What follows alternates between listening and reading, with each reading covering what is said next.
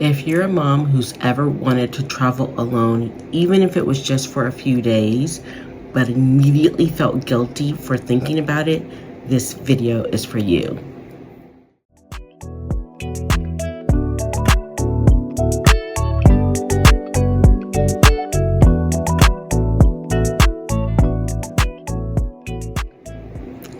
Hey friends, this is Do Stuff with Steph, and I am Stephanie. And a year ago, I started this travel vlog because, friends, I'm a mom to these two beautiful girls. I have a wonderful husband, and I had lost myself. If I wasn't doing something for someone else, I didn't have anything to do or work. So I had kind of lost my personal identity in being a wife and a mom and a worker, and I wanted it back. So I'm going to give you permission to reclaim that part of yourself, and we are going to do it together, friends. So we are going into the second year of this travel vlog thing, and I'm gonna be transparent. I had some imposter syndrome. So year one, I did the traveling, but I didn't always vlog it for you guys because I just felt like I looked like cringe, and who am I to tell people to leave their kids and their husbands and run off and travel.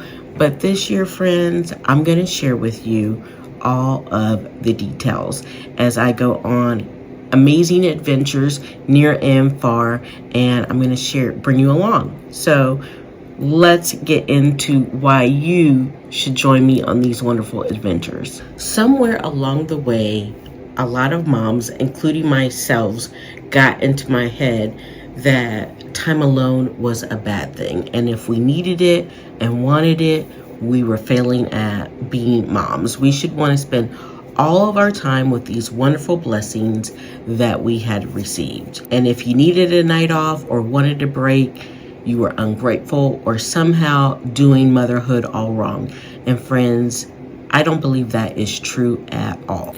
In this travel channel, I'm going to talk about travel as a mom, like solo travel as a mom, going on trips just for yourself, or with your girlfriends, but also with your family, and how to make the most of that for yourself too. Because as much as I like traveling alone, I love also sharing new experiences with my husband and girls.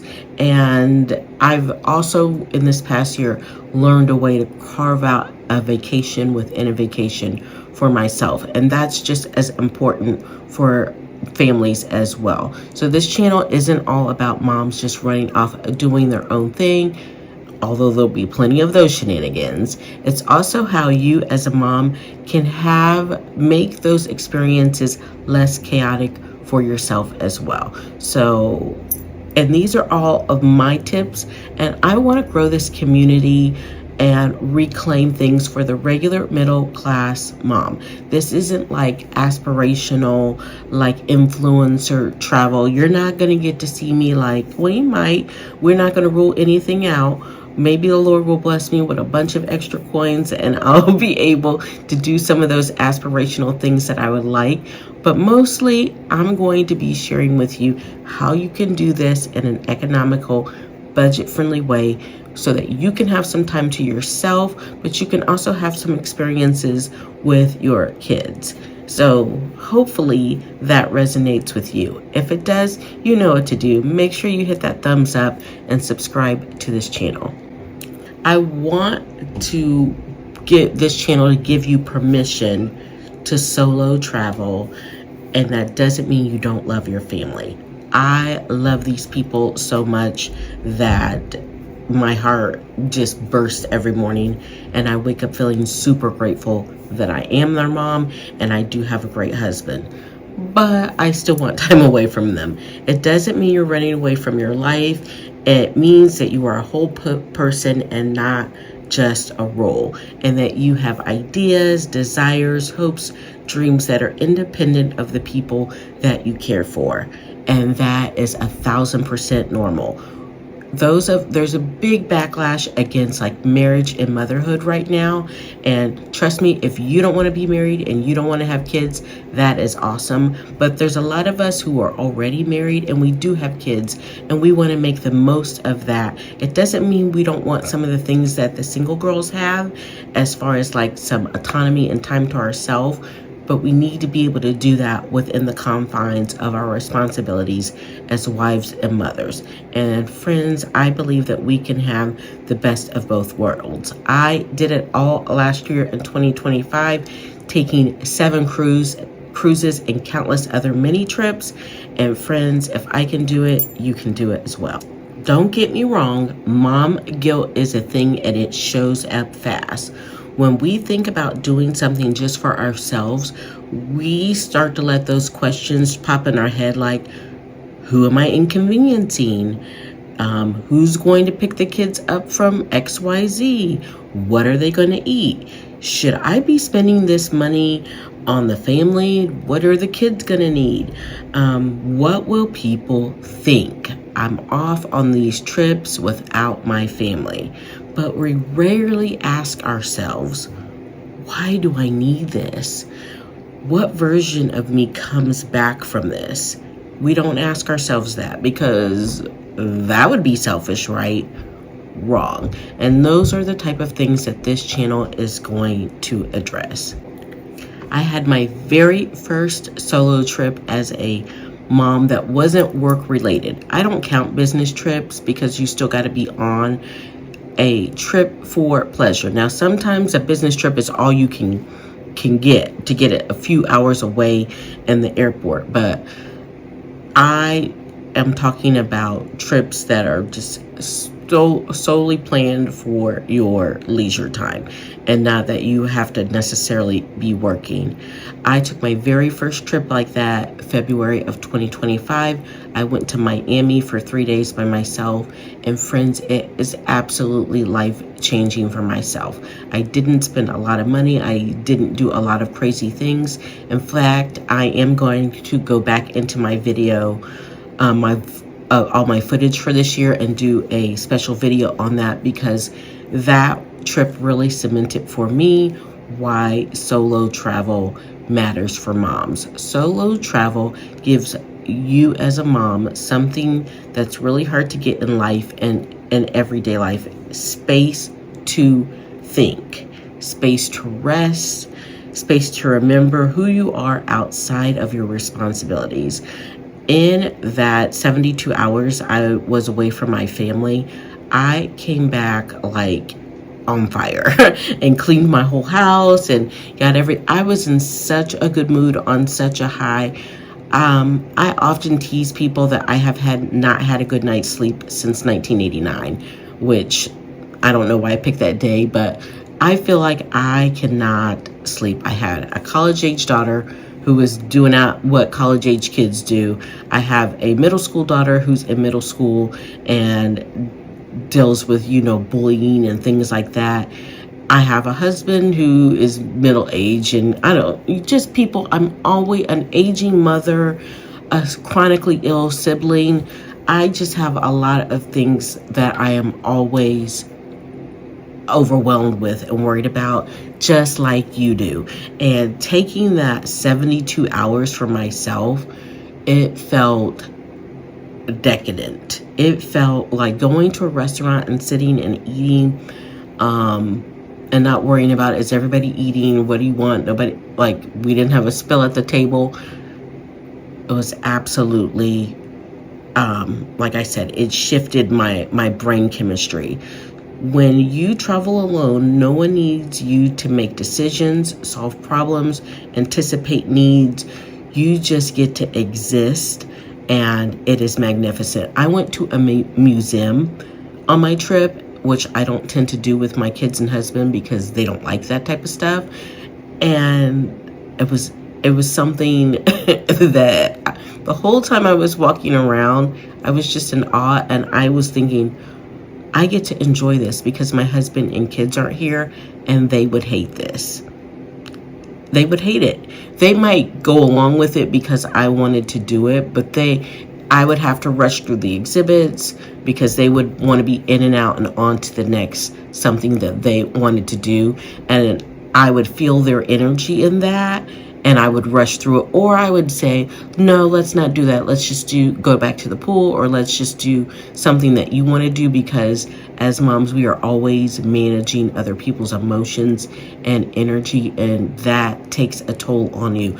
You don't even realize that it's taking a toll on you until you are away from it, even for a few hours. It also provides time for identity and self reconnection. If you're like me, you have a great life with great people in them, and I really don't want to run away from my life. I want to reconnect with myself as a person. So it's not about escaping my life. It's providing an outlet for me to reconnect with myself and follow some of my passions, which is traveling. And we do travel quite a bit as a family. So solo travel as a mom isn't about leaving motherhood behind, because there is some prep work that goes into the front end. It's about bringing yourself back into it, bringing yourself back into the main character of your life. And it's okay as a mom, you should be the main character in your story, even if you have kids. And I'm saying that out loud for most of us, all of us, because I've noticed that once my kids have seen this shift, and I have 2 daughters and my husband, they are all 100% supportive of it, because when I'm happy and when I'm working on all cylinders, I'm pursuing my hopes and dreams, they all benefit. They all benefit from my positive mood, and it's trust me, it's gonna have a trickle-down effect to your whole household. I know what you're thinking, but you don't want to seem selfish. Do I seem selfish to you? No. I love these people, but we're going to have to reframe that idea of selfishness. And I'm going to give you this example. My husband used to golf a whole bunch. When we first got married, he had like a regular, all these different like golfing things that he did. He's since like backed up off of some of them, but he did not miss. They were on the calendar, and anything that was happening during that time, it was on the calendar, and I just needed to work around it. And nobody in the family thought he was selfish for that. Nobody. So same energy for me. I just need to put my stuff on the calendar like he does, make sure there's no conflicts, and move on. It would be selfish for me to plan a trip when my kids have lots of events going on, because A, I know they like me there to support them, and B, I'm often on committees and I often do transportation.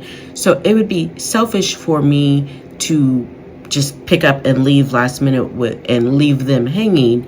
But that's not what we're talking about. We're talking about intentional solo mom travel that is planned thoughtfully, and it is restorative and not reckless. It's not reckless for you. It's not reckless for your kids. And if you've set up systems that everybody is completely dependent on you, girl, we're going to have to get you out of that, because it is not good for your kids. It is not good for your husband. It is not good for anybody that you are the only one that can do a lot of things. I know it makes you all powerful, because I was the same way. But once I started releasing some of that responsibility over the household, this person is 23 years old. She can make a grocery order, go pick up a grocery order just like I can. So if this person needs to eat, she can fix her something, as well as my husband. So when they ask me like what's for dinner, sometimes I'm like, I don't know, what are you cooking? So we are reframing that selfishness. If you have put things in place, your solo travel should be planned out, and you should feel restored. Your family should be okay without you, and it is not a reckless endeavor. You should come back calmer. So that means people are not bugging you on your trip. Although when I was in Miami, everybody missed me. They kept calling me, wanting to know what I was doing, wanting to know if I missed them. You should come back calmer, clearer, more patient, and feel more grounded. And your kids and husband need to know, like, this is to help you become a better mom, wife, person. It is not selfish. It is sustainable.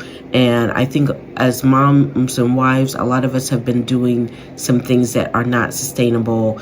And that's why we're seeing a lot of the mental health issues that we see in moms. Every time I have gone on a trip without my kids and my husband, so I've been talking about solo, but I have taken some trips with my sister who is unmarried and doesn't have any kids, and I have taken some girls trips, so trips without my family. Every time I have come back, it has been I've been more of myself, and more of the version of me that they like the best shows up for them. I'm more positive, I'm more energetic, I'm more creative, I have more energy just to do things, and I miss them and they miss me, and I feel like it even develops a stronger bond amongst us, especially my girls who can kind of take me for granted when I'm always hovering around. So I know what you're thinking. You're not rich and your husband's not going to give you any money to go on a trip. We'll talk about that, the money thing, at a later date. But solo travel does not have to be dramatic or extreme. And this channel is Do Stuff with Steph. So we're going to talk about some other things that you can do that you don't have to spend a lot of money at all. But it could be anything from a staycation at a favorite spa in your area, a cruise, a weekend getaway, a quiet trip where no one asks you what's for dinner, or even time alone in your house. That's right, you stay at home and that your husband takes the kids somewhere, a water park, a hotel, whatever. But you stay at home in your house and have run of the house. And friends, if you have ever been in your house without your kids and your husband for a weekend, chef's kiss, try it. It's actually could be more restorative than going away, because you're in your own space and you get to take some of the time to do some of the things, your own hobbies in your own space, and enjoy your bathtub, or even like do a fun craft or cook yourself a fun dinner in your own kitchen. So I don't want you to think that I like to travel and I take lots of trips, and I will show you that on this channel, but I'm also going to show you some girls nights at home as well. We are going to grow this community together. And friends, full disclosure here, I have suffered with anxiety and depression for the better part of 5 years, and I really took 2025 by the horns, and I said, I'm going to change my life. And not that I don't get anxious, but the depression is nearly gone, friends. It is nearly gone. I can get anxious at times, but a lot of the things that were making me depressed and not allowing me to be my best self, I feel like I have really addressed and dealt with through this process of understanding, like, I gotta be the main character in my own life. So in closing, if you are a mom who has been quietly dreaming about traveling alone, I want you to hear this clearly. You're not selfish, you're human, and you are allowed to go. If this message, anything I have said, has resonated with you, I'd love for you to subscribe and be part of this space and this community, and we can grow this idea together. What kind of trip have you been dreaming about? Leave it in the comments down below, and let's see where this channel and this year takes us. I am so excited for the adventures of 2026, friends. Comment down below. Love you, friends.